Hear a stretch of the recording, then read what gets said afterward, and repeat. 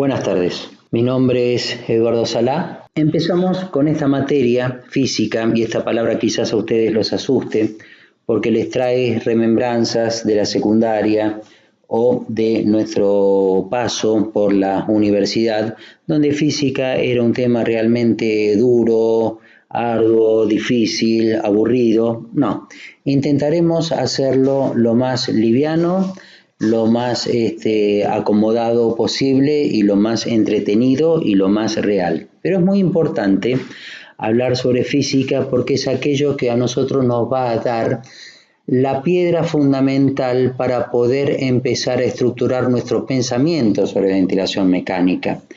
La idea que tenemos nosotros es una idea no de dar protocolos ni de bajar línea con diferentes terapéuticas, sino enseñar las diferentes herramientas para poder decidir nosotros qué tipo de estrategia ventilatoria vamos a utilizar para abordar un paciente, cuándo tenemos que hablar con el médico y pedirle por favor que lo ventile porque el paciente ya no se encuentre más en condiciones de tener una ventilación espontánea, aceptable, con el resto biológico que va a tener el paciente.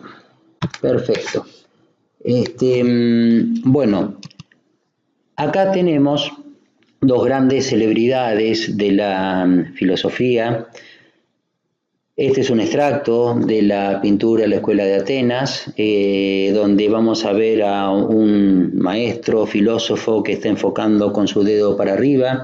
Es el principal exponente de todo aquello metafísico y elucubraciones mentales sobre la realidad, mientras que al lado, y lo tenemos acá, tenemos el exponente de Aristóteles, que fue un discípulo del anterior, que tiene un pensamiento tremendamente lógico y es fiel expositor de la lógica, y es a él a quien lo vamos a seguir, ¿no? En todo su pensamiento. Es importante establecer para nosotros la etimología de nuestro título, que esto nosotros lo damos siempre en todo tipo de cursos que nosotros damos. Sabemos que la palabra kinesiólogo proviene del griego, kinein, movimiento, logos, es el secreto al cual accedemos a través del estudio, mientras que physis es una palabra que viene del griego antiguo, que quiere decir función, y iatre es una palabra que también viene del griego, que es el médico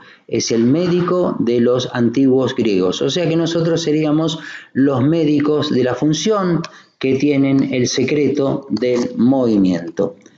Para seguir adelante con la exposición, nuestro pensamiento, señores, es netamente mecanicista. Dentro del equipo asistencial nosotros somos los que transportamos la mecánica corporal, y como estamos hablando de respiración y ventilación, la ventilación es un proceso netamente mecánico.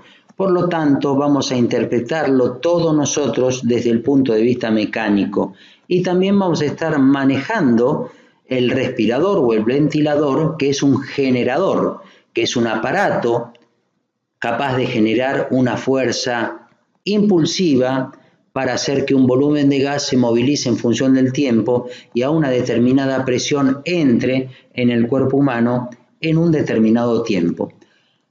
Estos son los fieles exponentes del pensamiento mecanicista: Leonardo da Vinci, Descartes, Leibniz, Copérnico y Galileo. Y los rasgos esenciales del pensamiento mecanicista van a ser estos: la figura geométrica, una fuerza generadora del movimiento, el movimiento y su dinámica, las leyes matemáticas que presiden al movimiento, lo que es forma, lo que es fuerza, el experimento risolutivo de Galileo, y posteriormente tenemos la explicación kantiana y de muchos otros, que es lo que hace, digamos, en la actualidad del siglo XXI nuestro pensamiento risolutivo y nuestro pensamiento científico, y cómo entender cualitativa, estructural y mecánicamente todos los cambios que ocurrirían en el cosmos, todos los cambios que ocurrirían entonces en el pulmón, en el alvéolo. Debemos resaltar las palabras de el fisiólogo Eduardo De Vito, argentino, quien emula las palabras de Carl Sagan, que dice que conocer algo en forma meramente cualitativa es conocerlo de una manera vaga. Si tenemos el conocimiento cuantitativo, captando alguna medida numérica que lo distinga de un número infinito de otras posibilidades, estamos comenzando a conocer en profundidad. Comprenderemos algo de su belleza y accederemos a su poder y al conocimiento que proporciona. El miedo a la cuantificación supone limitarse y renunciar a una de las perspectivas más firmes para entender y cambiar el mundo. Este pensamiento es el que debe gobernar en el contexto de la clase actual, que es el contexto de la física propiamente dicha. ¿Cómo evoluciona la ciencia médica en el campo de la ventilación mecánica? Pues bien, optimizando la respiración artificial y minimizando los efectos antifisiológicos cardiopulmonares inducidos por la ventilación mecánica.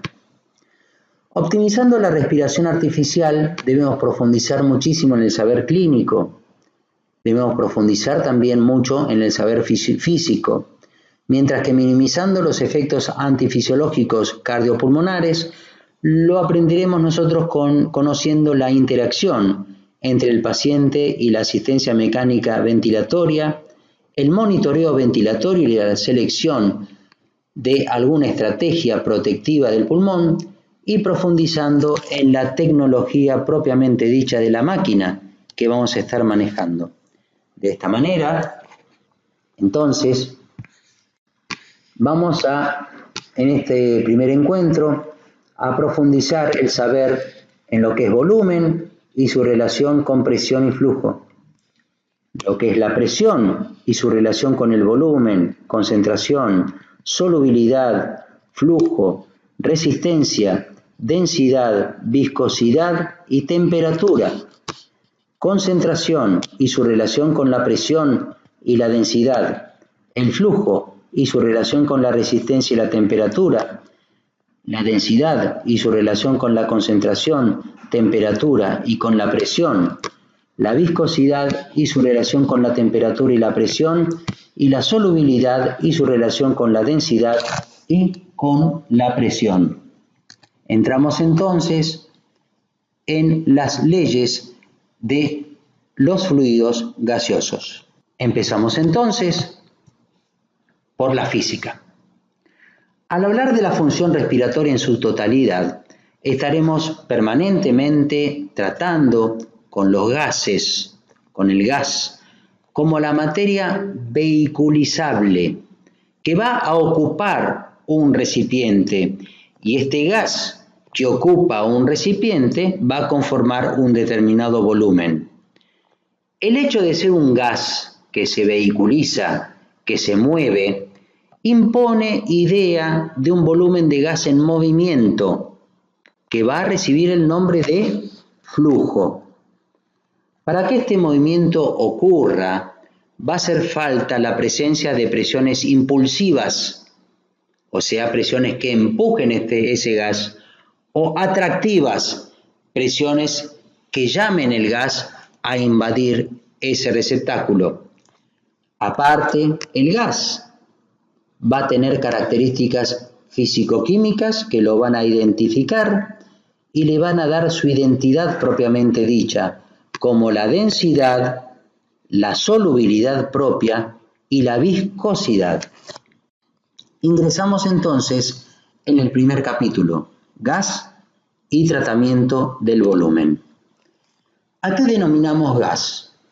El gas es un estado de agregación de la materia que bajo ciertas condiciones de temperatura y presión va a permanecer en un estado gaseoso. Para esto, las moléculas que van a constituir ese estado de agregación gaseoso de la materia casi no son atraídas entre ellas, por lo que se mueven en el vacío a gran velocidad y están muy separadas una de otras, explicando así las siguientes propiedades: la de gran libertad molecular, la del llenado completo del recipiente que lo contiene, los gases no presentan una forma definida y son fácilmente compresibles. Dicho gas se encuentra sometido a grandes cambios motivados por las condiciones ambientales del medio que están ocupando. Temperatura, humedad, fuerzas que lo restringen. De allí surgen las leyes que entonces lo van a gobernar. Vamos a pasar entonces al volumen. El volumen, o sea, ese gas que llena un receptáculo, va a tener una íntima relación con dos variables físicas mensurables o medibles o fásicas, la presión y el flujo. ¿Qué es el volumen? No es más que una magnitud escalar definida como el espacio ocupado por un objeto. Es una función que está derivada de la longitud, ya que se halla multiplicando las tres dimensiones: altura, profundidad y ancho. La unidad para referirnos al volumen de un gas es el litro o es el mililitro. En fisiología respiratoria, el volumen es considerado como la modificación espacial de las estructuras que contienen a esa materia. Y esto, señores, es la fórmula de volumen. Volumen es igual al área por el desplazamiento de la estructura. El área, ¿qué área? El área del cuerpo que está siendo ocupado por ese gas. Y el desplazamiento de estructura es la capacidad de distenderse o constreñirse de dicha estructura. De ahí viene que volumen es igual al área por el desplazamiento de esa estructura. Estos son términos que nosotros ya lo hemos conocido en fisiología de grado o en cursos anteriores que hemos tomado. Volumen corriente es aquel que entra y sale del cuerpo en cada inspiración y en cada expiración en una respiración espontánea o dispensada por un artefacto mecánico. Dicho volumen corriente funciona sobre la capacidad residual funcional, que es la cantidad de aire que queda en el pulmón después de una expiración tranquila, y resulta la misma de la suma del volumen de reserva expiratorio más el volumen residual. ¿A qué llamamos volumen de reserva expiratorio? Se entiende por este volumen al volumen que se expira durante un evento de expiración máxima, desde el vaciado de ese volumen corriente en expiración hasta donde yo pueda expirar lo máximo posible. Ese es el volumen de reserva expiratorio. Después de vaciar ese volumen de reserva expiratorio, no quiere decir que el pulmón queda totalmente colapsado, no señores. Queda el volumen residual y se entiende por este al volumen de gas que queda albergado en el pulmón después de un máximo esfuerzo expiratorio. Aquí tenemos el famoso gráfico de la espirometría cuando nos enseñaban, pero quiero que radiquemos nosotros especial atención en la capacidad residual funcional que se encuentra integrada por el volumen de reserva expiratorio y por el volumen residual. Recordemos que esta es la máxima cantidad de aire que yo puedo expirar después de una expiración tranquila, mientras que el volumen residual es la cantidad de aire que me queda atrapado en el pulmón después de una expiración máxima. ¿Por qué es importante esa capacidad residual funcional? ¿Por qué es importante esta capacidad residual funcional? Pues bien, porque es la misma va a actuar como un buffer entre la ventilación alveolar y la superficie de intercambio.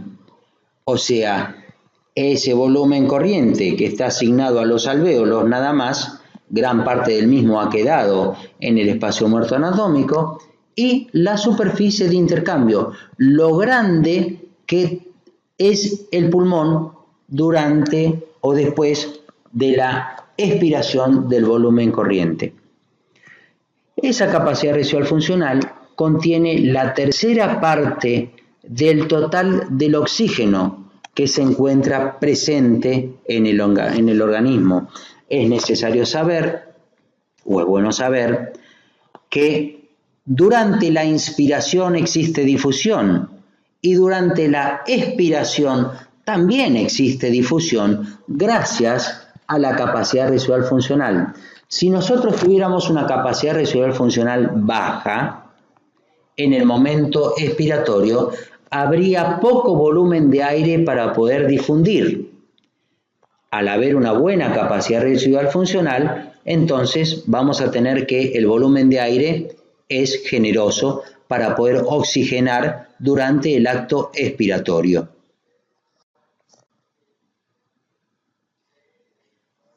Bien,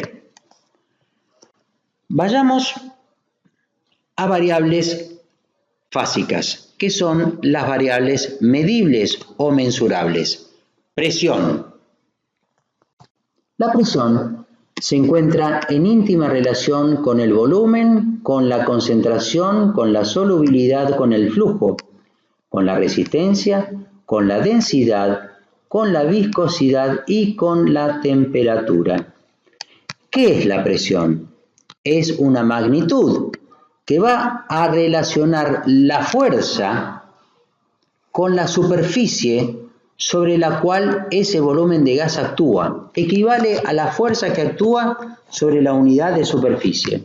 En el campo de la fisiología respiratoria, y aprovechando este apartado de presión, debemos incluir entonces otras definiciones, lo que es presión atmosférica y lo que es presión parcial. ¿Qué es presión atmosférica? La presión atmosférica es la fuerza o es el peso que ejerce el aire sobre el planeta Tierra. El aire o gas atmosférico no es más que una mezcla, que una solución de gases, nitrógeno, oxígeno, dióxido de carbono, vapor de agua, con partículas en suspensión. Cada uno de ellos existirá en su concentración adecuada. O sea que podríamos decir nosotros que la presión atmosférica, digamos, es una solución de un montón de solutos que se encuentran en ella, que son nada más y nada menos que el nitrógeno, el oxígeno, el dióxido, el vapor de agua en suspensión. ¿Entendido? Bien, la presión parcial. ¿Qué significa? La presión parcial del gas en la atmósfera, en una mezcla o en esa solución, sería aproximadamente la presión que ese gas en particular tuviera si se eliminan repentinamente todos los demás componentes de la mezcla, sin que haya cambio o variación en la temperatura. ¿Cuál es la fórmula de presión? Presión es igual a la relación entre fuerza sobre área. La fuerza se mide en gramos, el área se mide en centímetro cuadrado. ¿Qué nos dice Dalton? Que cada gas dentro de una mezcla de gases ejerce su propia presión, como si el resto de los gases no estuvieran presentes. La presión total es la suma de las diferentes presiones parciales de todos los gases que van a estar conformando esa mezcla. Particularmente, de lo antedicho, la presión es la fuerza necesaria para hacer que un flujo de gas pase a través de las vías respiratorias, logrando aumentar el volumen de las mismas. ¿A qué llamamos presión de distensión? Y esto lo tenemos en este gráfico. El volumen contenido en este recipiente compresible o distensible genera una determinada presión sobre las paredes de ese cuerpo, de esa esfera en este caso. Esas paredes van a estar sometidas a una serie de fuerzas compresivas externas a las cuales vamos a llamar nosotros tensión. Cuanto menor sea el área de este recipiente, de esta circunferencia, de este envase, cuanto menor sea el área de ese recipiente, mayor va a ser su exposición a esa tensión, por lo que ese volumen, con el fin de mantenerse estable, va a generar muchísima presión sobre las paredes, a fin que ese volumen, que ese espacio, que ese envase no se colapse por la tensión que lo rodea. Aquí estamos nosotros frente a la denominada ley de Laplace, donde nos dice que la presión es igual al cociente 2 veces la tensión como numerador sobre el radio como denominador. Si yo deseo disminuir la presión que el gas ejerce sobre este volumen, ¿qué es lo que tengo que hacer? Debería disminuir el numerador o aumentar el denominador.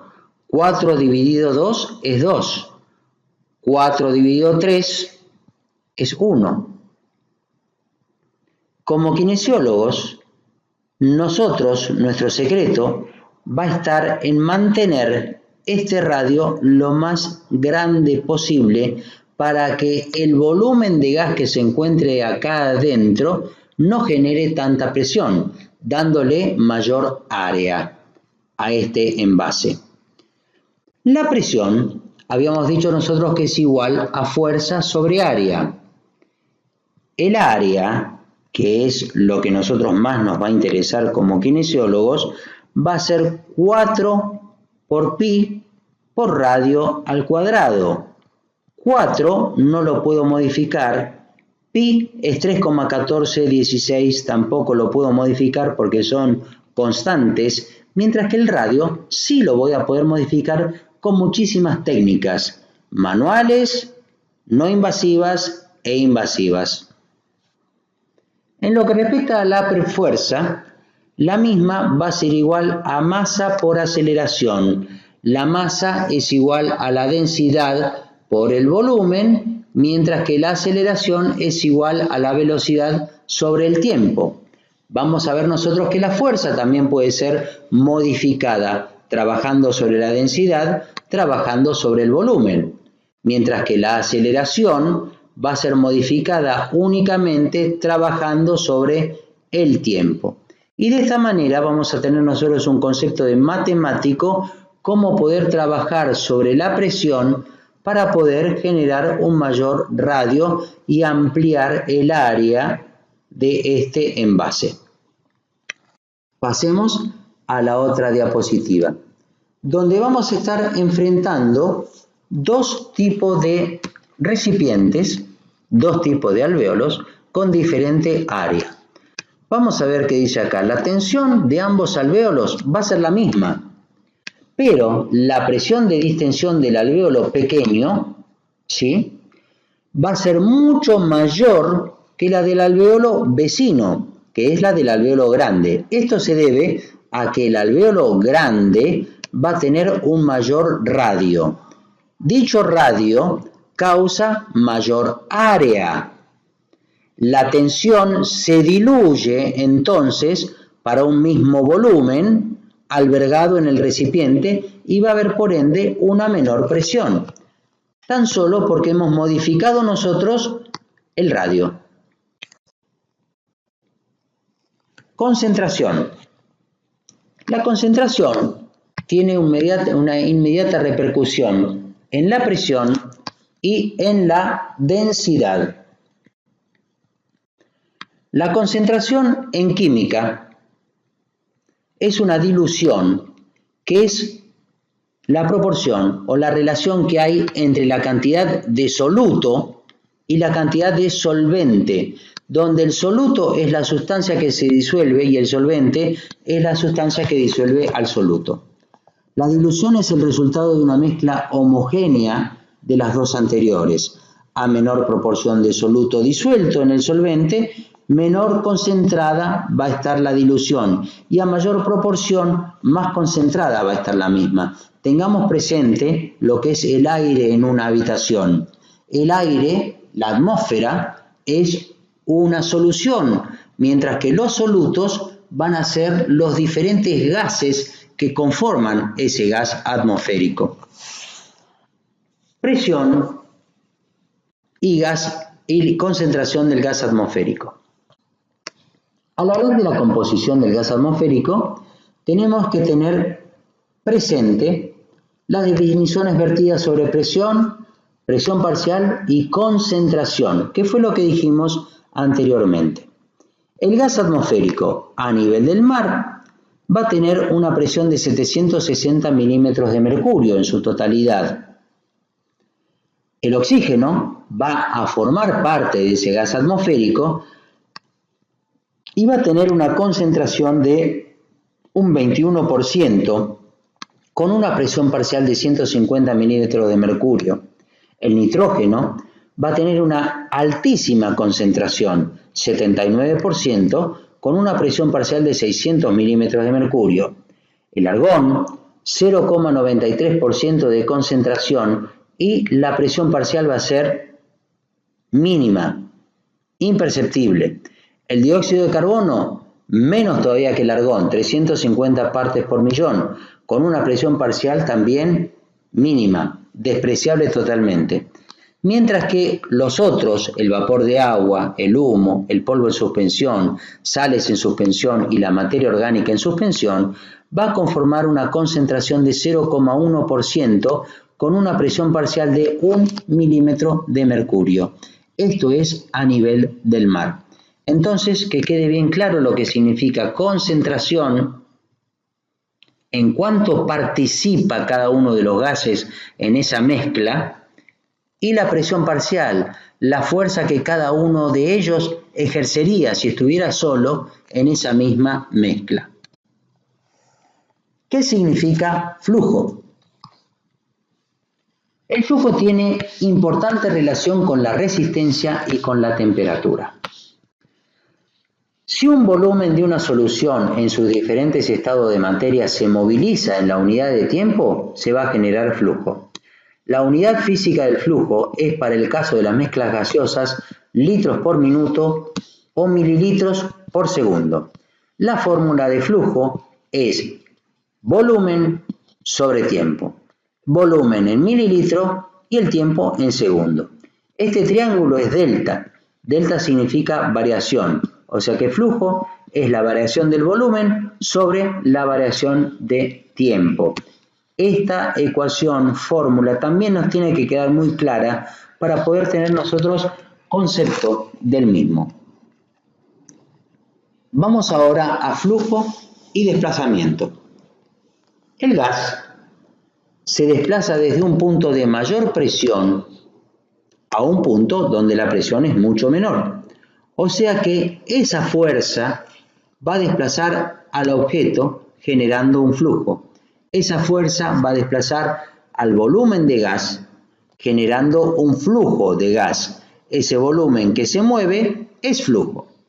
El flujo deberá desplazarse por un conducto de rugosidad variable, como es la vía respiratoria, que ofrece rozamientos que, relacionados a la mayor o menor velocidad del traslado, desordenan las espigas que conforman entonces a ese flujo. El flujo está contemplado en la ley de Poiseuille y en el número de Reynolds. Para poder interpretar bien los flujos, tendremos que entender nosotros mucho el principio de viscosidad y el principio de densidad del gas como estado de la materia. Vamos al tiempo.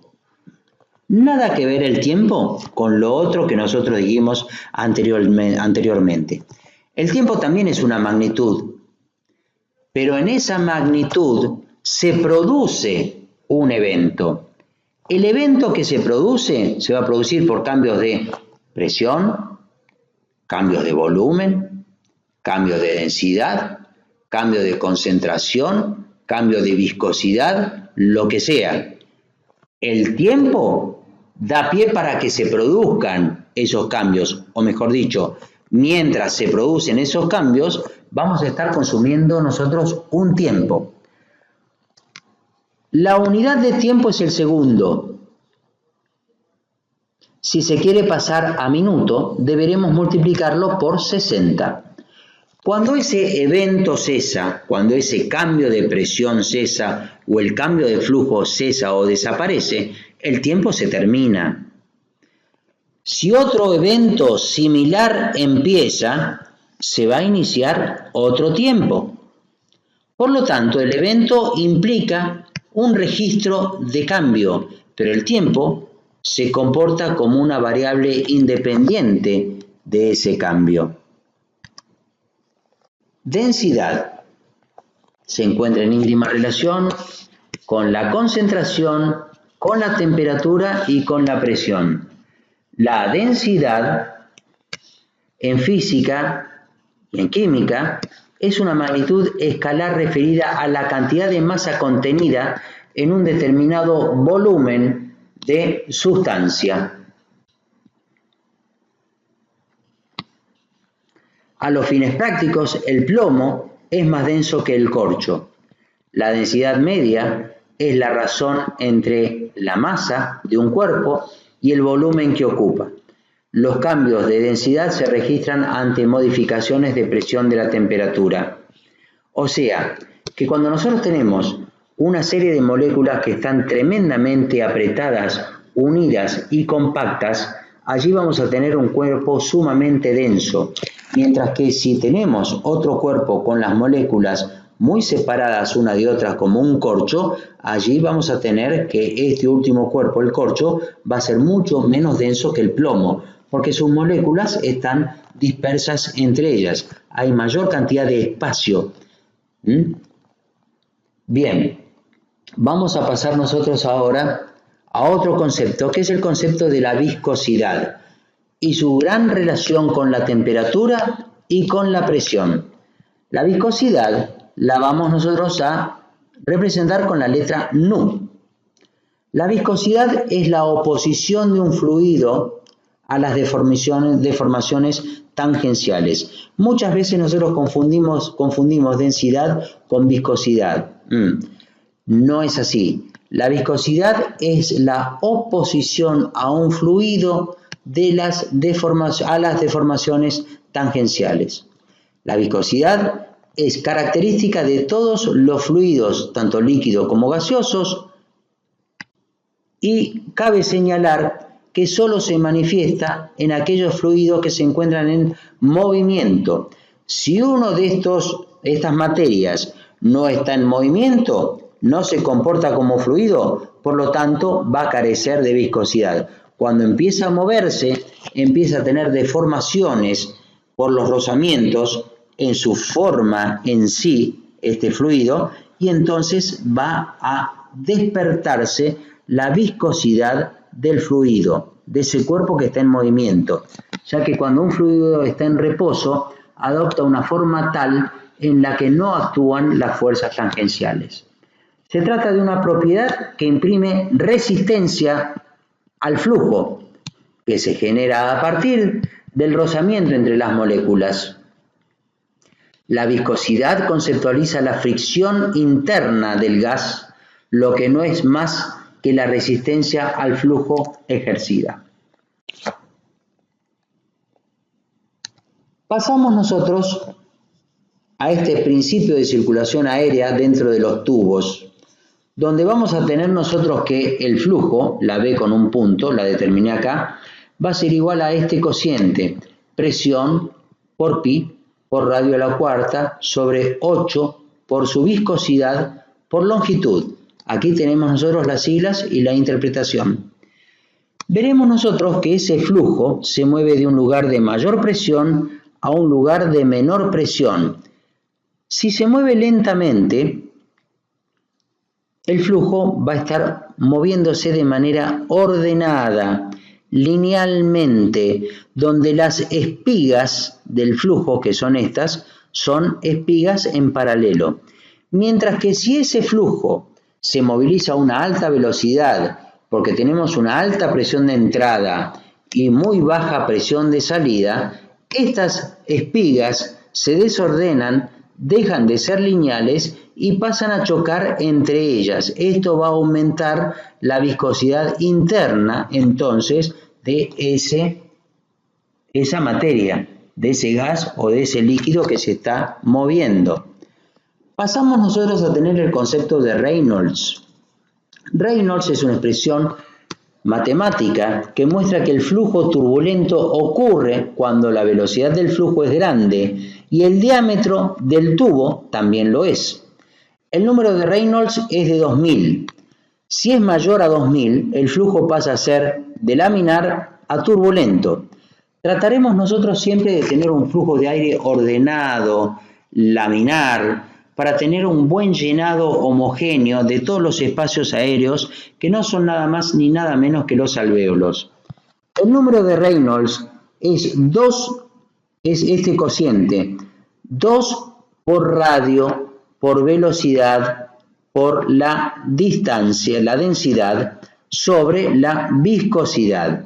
Vamos a ver nosotros que si tenemos que modificar algo de este número de Reynolds, no vamos a poder modificar el 2 porque es constante.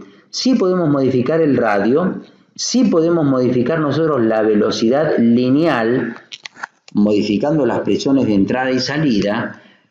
Vamos a poder modificar nosotros la densidad de ese gas con la temperatura y también vamos a poder modificar nosotros la viscosidad de ese gas. Esto lo vamos a ver en breve. Vamos a pasar nosotros ahora al concepto de resistencia. El desplazamiento del flujo produce entonces rozamientos y se desencadena un principio de acción y reacción que va a llevar a la aparición de otro fenómeno físico que es el de resistencia.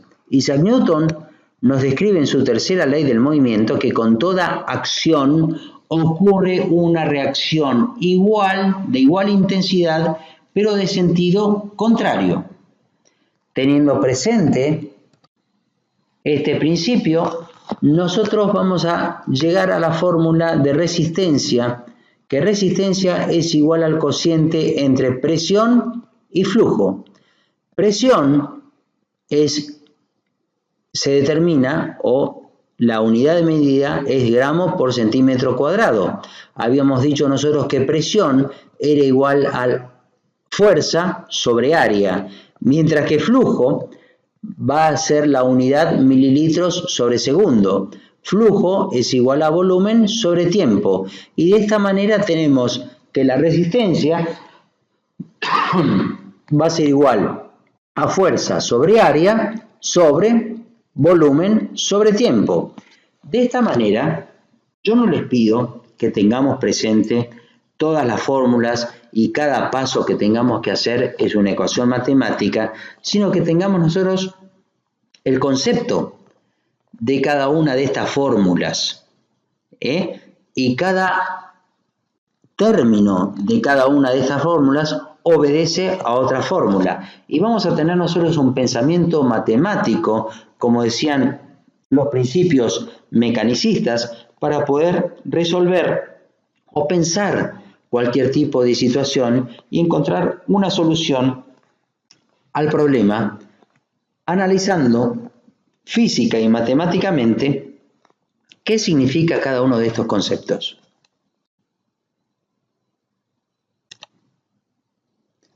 Aquí tenemos el efecto del edema en la ley de Poiseuille, donde vemos que la resistencia también la podemos nosotros formular con este cociente: 8 veces por viscosidad por longitud sobre pi por radio al cuadrado. Para disminuir la resistencia, nosotros vamos a tener que incrementar el numerador muy fácilmente, el denominador, mejor dicho, y de esta manera 4 dividido 2 es 2, 4 dividido 3 es 1. 8 no lo podemos modificar, pi tampoco. Radio es fácilmente modificable con las presiones que nosotros vamos a aplicar o la relación inspiración, expiración, mientras que nu, la viscosidad, podemos llegar a modificarla, mientras que la longitud del tubo no la podemos modificar porque ya está impresa por el desarrollo. Tengamos en cuenta que por esta fórmula, si el radio disminuye la mitad, el radio del conducto disminuye la mitad, la resistencia incrementaría 16 veces. Pensemos nosotros una secreción bronquial, un granuloma traqueal, una traqueomalacia, una pérdida de compliance traqueal que en el acto inspiratorio colapse la vía respiratoria alta. ¿Cómo incrementaría la resistencia inspiratoria? Muchísimo. Entonces, tenemos que evitar con las presiones, tenemos que evitar con el flujo, con la velocidad, con el volumen que ocurran estos colapsos y con las técnicas de desobstrucción también. Tenemos dos grandes tipos de resistencia en la vía aérea. Acá tenemos nosotros la vía aérea de conducción, que van a continuar hasta la segmentación número 17, y posteriormente entramos en la zona de transición y la zona respiratoria, donde la resistencia cambia porque empiezan a aparecer un montón de canalículos o un montón de vías por donde ese volumen de aire o ese flujo de aire va a poder discurrir. Vamos a tener nosotros que en las vías aéreas de conducción la resistencia va a ser en serie. La resistencia 1 se suma a la 2, se suma a la 3. La resistencia 1 se suma a la resistencia 2, se suma a la resistencia 3 y vamos a tener una zona tremendamente de altísima resistencia en la vía aérea de conducción.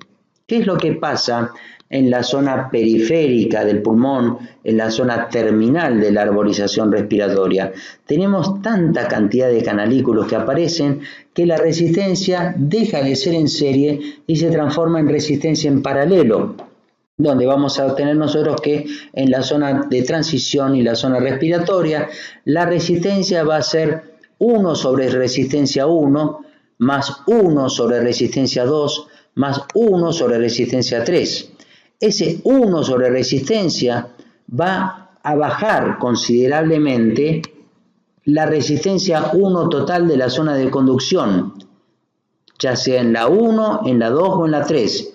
Fíjense que aquí es la mitad, es la cuarta parte, es la tercera parte.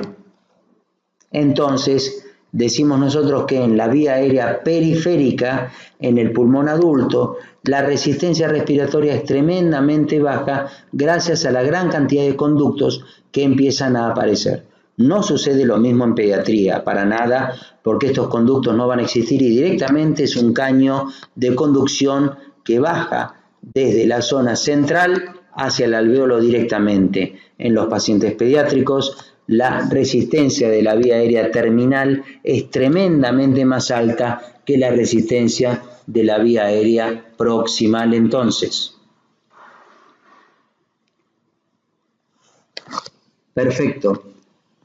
Aquí tenemos nuevamente las espigas laminares, las espigas turbulentas y las espigas de transición. Aquí tenemos la resistencia tan alta en la zona de conducción que baja considerablemente en la gran segmentación bronquiolar y en los bronquíolos terminales. Fíjense cómo ha descendido la intensidad de la resistencia en centímetros de agua en la medida que nosotros vamos llegando al fondo del pulmón. Un dato importante para tener en cuenta es que en la zona bronquiolar terminal, los bronquíolos se encuentran comunicados a través de los poros de Korn y los alvéolos con los bronquíolos se encuentran comunicados con los canales de Lambert, que si bien estas estructuras anatómicas quizás e histológicas las pasamos por alto nosotros en nuestras épocas de universidad, son tremendamente importantes porque van a servir para el pase de macrófagos celulares, para que sea depósito de surfactante pulmonar e inclusive como vía de escape para un alvéolo que se encuentre altamente presurizado y con poca capacidad distensible de esa estructura, de manera tal que ese volumen en exceso va a viajar al pulmón o al alvéolo con mayor capacidad de complaciente, de amortiguación. Por último, en este capítulo hablaremos de solubilidad. En lo que respecta a la solubilidad, la misma se encuentra en relación con el coeficiente de solubilidad o constante de difusión de tejido para ese gas y con la presión. La solubilidad es una medida que nos habla sobre la capacidad de disolverse de una determinada sustancia en un determinado medio. Implícitamente, se corresponde con la máxima cantidad de soluto disuelto en una determinada cantidad de solvente a una temperatura constante, y en dicho caso se establece que la solución se encuentra saturada. La ley de Henry, importante para el concepto de solubilidad, nos dice que a una temperatura constante la cantidad del gas disuelto en un líquido es directamente proporcional a la presión parcial que ejerce ese gas sobre ese líquido.